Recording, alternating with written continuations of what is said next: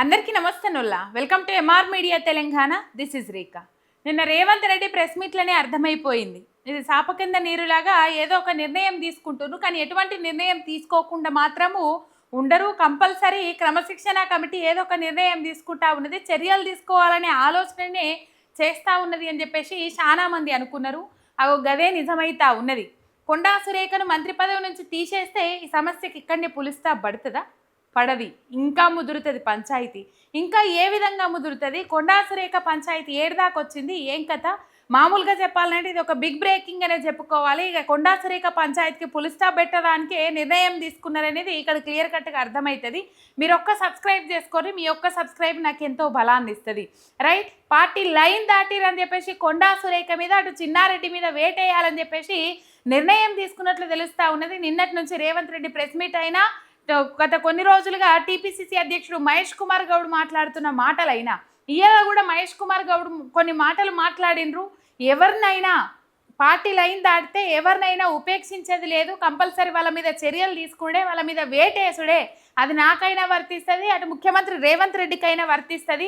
Party line దాటితే ఊకోము, సహించబోము అని చెప్పేసి ఈ రంగంలోకి మీనాక్షి నటరాజన్ కూడా దిగిండ్రు.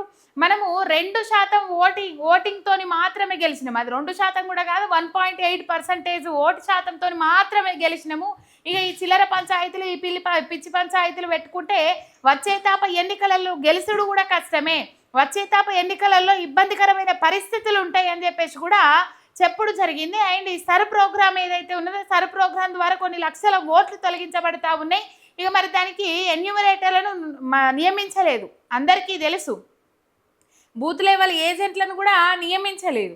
ఒక బీఆర్ఎస్ పార్టీ దీంట్లో సక్సెస్ అయింది, ఇంకా బీజేపీ పార్టీ కావచ్చు, అటు కాంగ్రెస్ పార్టీ కావచ్చు, నియమించలేదు. మరి ఎందుకు నియమించలేదు, ఏం కథ? అంత చీమ కుట్టినట్టు కూడా లేరు ఎందుకు అని అంటే, మరి ఇక్కడ ఏదో గల్లతు నడుస్తూ ఉన్నదని చెప్పేసి చాలామంది మాట్లాడుకుంటా ఉన్నారు. అటు కేంద్రం చేతుల పని, ఇటు కాంగ్రెస్ బీజేపీ ఒక్కటిగానే ఉన్నాయి కాబట్టి ఆ రెండు పార్టీలు అంతా ఉరుకులాడలే అని చెప్పేసి చాలామంది మాట్లాడుతూ ఉన్నారు. ఇది వేరే ముచ్చట. అయితే కొండా సుష్మిత చేసిన వ్యాఖ్యలకు గాను కొండా సురేఖ మీద వేటేయాలని చెప్పేసి నిర్ణయం తీసుకున్నారు. ఎందుకంటే కొండా సురేఖ బిడ్డ కొండా సుష్మిత కాబట్టి. మరి ఇక్కడ కొన్ని ప్రశ్నలు అడుగుతా ఉన్నారు జనం. ఈ ప్రశ్నలకు సమాధానం చెప్పాల్సిన అవసరం ఉన్నది. కొండల్ రెడ్డికి 250 కోట్ల విలువైన భూమిని 7 కోట్లకే కట్టబెట్టిరు కదా, 5 ఎకరాల భూమిని 7 కోట్లకే కట్టబెట్టిరు కదా. మరి దానికి ఎవరికి ఇవ్వాలి నోటీసులు? రేవంత్ రెడ్డికి ఇవ్వాలనా? 10% కమిషన్లు, 20% కమిషన్లు అని చెప్పేసి బట్టి విక్రమార్క భార్య కమిషన్లు వసూలు చేస్తూ ఉన్నది. కమిషన్లు దందాలు కొనసాగుతూ ఉన్నాయి.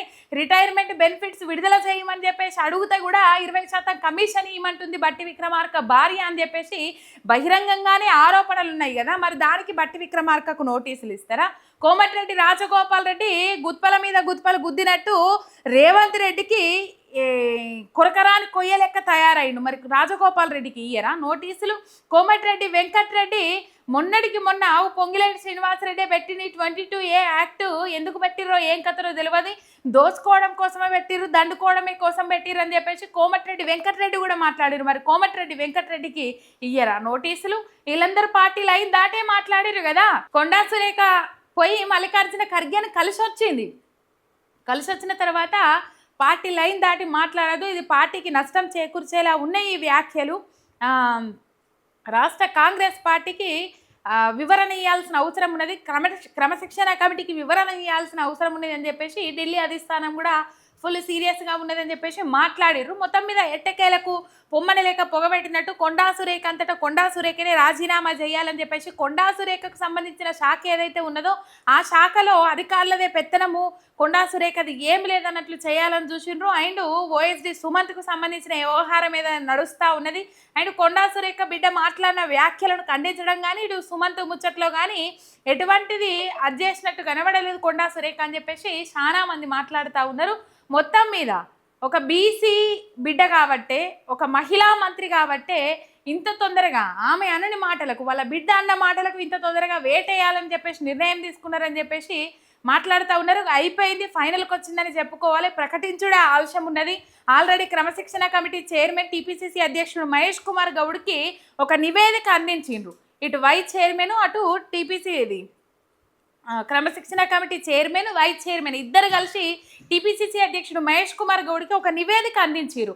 ఆ నివేదికలో స్పష్టంగా చెప్పిన క్రమశిక్షణ committee chairman and vice chairman మంత్రి పదవి నుంచి కొండా సురేఖను తొలగించాలి అని చెప్పేసి క్లియర్ కట్గా పేర్కొన్నారు. అండ్ చిన్నారెడ్డి మేఘారెడ్డి ఇష్యూ కూడా మనకు తెలుసు. చిన్నారెడ్డిని కూడా ఆ ప్రణాళిక సంఘం చైర్మన్గా ఉన్నారు, ఆయన ప్రణాళిక సంఘం నుంచి తీసేయాలని చెప్పేసి ఇద్దరి మీద వేటేయాలని చెప్పేసి నిర్ణయం తీసుకున్నారు. ఈ క్రమశిక్షణ కమిటీకి అందజేసిన నివేదికలో ఇదే కనబడతా ఉన్నది, ఇదే ఉన్నది అని చెప్పేసి వార్తలు వస్తూ ఉన్నాయి. వేటేయడానికి డిసైడ్ అయినరు, ఇక అయిపోయింది, మంత్రి కొండా సురేఖ పదవిని తీసేస్తారు అనే వార్తలు అయితే వస్తూ ఉన్నాయి. టీపీసీసీ అధ్యక్షుడు కూడా చెప్పిండు. దాని ప్రకారమే మనకు అర్థమయ్యేది ఏంటంటే కొండా సురేఖ మంత్రి పదవి నుంచి తీసేస్తూ ఉన్నారు. అటు దేవాదాయ శాఖ కావచ్చు, ఇటు అటవీ శాఖ కావచ్చు, ఆమె మంత్రిగా కొనసాగుతూ ఉన్నారు. ఇటు దేవాదాయ శాఖలో కూడా కొరకరాని కొయ్యలెక్క తయారైన ఇటు దేవాదాయ శాఖలో కడియం శ్రీహరి నాకు తెలియకుండా ఆయన అధికారులతోని దేవాదాయ శాఖ అధికారులతో సమీక్ష సమావేశం ఏర్పాటు చేసి నన్ను అన్నప్పుడు కూడా పెద్ద లొల్లి పంచాది అయింది. అండ్ యాదాద్రి బోర్డు ఏదైతే ట్రస్ట్ ఉన్నదో దానికి సంబంధించి యాదాద్రికి సంబంధించి ఆ నియామకాలు కూడా కొండా సురేఖకు తెలియకుండా జరిగినాయి. దీన్ని కూడా సవాల్ చేసుకుంటా ముందడికి పోయినరు, అధిష్టానంకి చెప్పిర్రు అని చెప్పేసి వార్తలు కూడా ఉన్నాయి.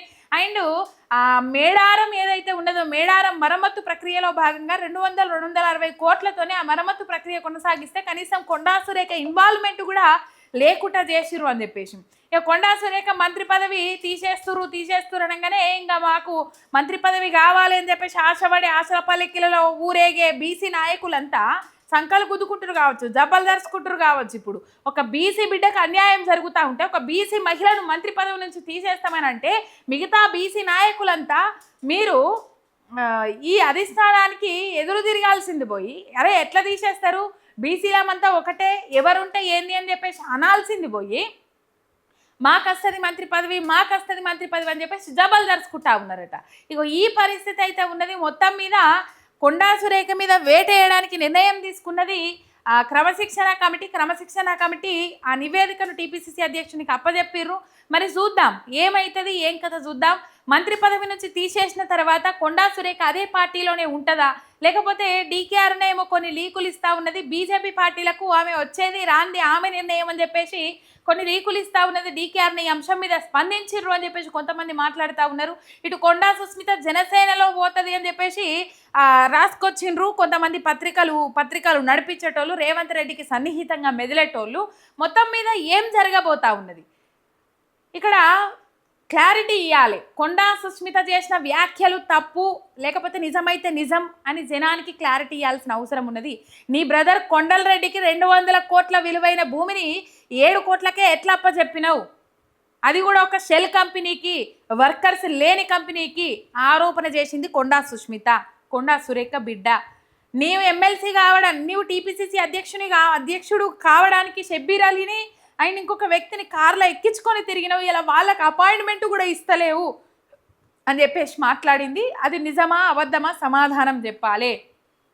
నిన్ను టీపీసీసీ అధ్యక్షునికి చేయడానికి సిఫార్సు చేసింది కొండా సురేఖ అని చెప్పేసి మర్చిపోయినావు. ఆ యాళ్ళ మా ఇంటికి వచ్చి ఏం మాట ఇచ్చినావు, ఎమ్మెల్సీ పదవి ఇస్తా అని చెప్పేసి మాట ఇచ్చినావు మా నాన్నకు, ఇలా మాట తప్పినావు అని చెప్పేసి చెప్పింది. ఆ మాట నువ్వు ఇచ్చినావా ఇయ్యలేదా చెప్పాలి. ఈ గ్రూపు రాజకీయాలేంది, ఈ చిల్లర రాజకీయాలేంది నాకు అర్థమైతలేదు. కాంగ్రెస్ పార్టీని ఎందుకు అధికారంలోకి తెచ్చిండ్రు ప్రజలు, ఎందుకు అధికారంలోకి తెచ్చిండ్రో చెప్పాల్సిన అవసరం ఉన్నది తెలంగాణ ప్రజానికానికి. ఇప్పుడు మరి కోమటిరెడ్డి రాజగోపాల్ రెడ్డి మాట్లాడిండు. కోమటిరెడ్డి రాజగోపాల్ రెడ్డిని మా పదవి నుంచి సస్పెండ్ చేస్తారా, పార్టీ నుంచి సస్పెండ్ చేస్తారా? కోమటిరెడ్డి వెంకటరెడ్డి మాట్లాడిండు. కోమటిరెడ్డి వెంకటరెడ్డిని సస్పెండ్ చేస్తారా? కోమటిరెడ్డి రాజగోపాల్ రెడ్డి మాట్లాడిన దానికి ఆయన మాట్లాడింది తప్పేముంది అని చెప్పేసి అనిరుద్ రెడ్డి మాట్లాడిండు. అనిరుద్ రెడ్డిని సస్పెండ్ చేస్తారా? అంటే ఒక బీసీ బిడ్డ కాబట్టి, ఒక బీసీ మహిళ కాబట్టే ఇట్లా చేస్తూ ఉన్నారా? ఆమె అన్నదానికి, ఆమె కూతురు అన్నదానికి అని చెప్పేసి పెద్ద క్వశ్చన్ మార్క్ వస్తుంది. బీసీలకు 42% రిజర్వేషన్ తీసుకొస్తాము అని చెప్పేసి మాట్లాడిన ఈ రేవంత్ రెడ్డి ఇలా బీసీ బిడ్డలను తొక్కేసుకుంటా నిర్ణయాలు తీసుకుంటా ఉన్నాడు. బీసీ బిడ్డలు ఏం చేసినా కిమ్మనకుండా పేరుకు మాత్రమే నామమాత్రం మంత్రి పదవిలో కొనసాగేటోళ్ళు ఎవరన్నా ఉన్నారా, వాళ్ళ కోసం జల్లడబడతాడు రేవంత్ రెడ్డి అనే వార్తలు కూడా బయటకు వస్తున్నాయి. మొత్తం మీద ఒక బిగ్ బ్రేకింగ్ అని చెప్పుకోవాలి. ఇందులో కొండా సురేఖను మంత్రి పదవి నుంచి తీసేసే ఆలోచన చేసిండ్రు, ఎంబటే తొలగించాలని చెప్పేసి ఆలోచన చేసిండ్రు.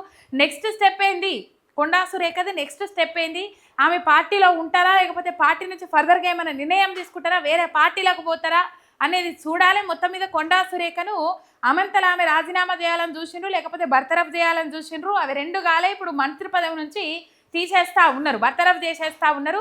ఇది ఫైనల్ అయింది, క్లియర్ అయింది. మరి అధిష్టానం దగ్గరకు ఏమైనా చెప్పుకుంటుందా, లేకపోతే ఈ నిర్ణయమే ఫైనల్ అవుతుందా అనేది రేపు చూడాలి.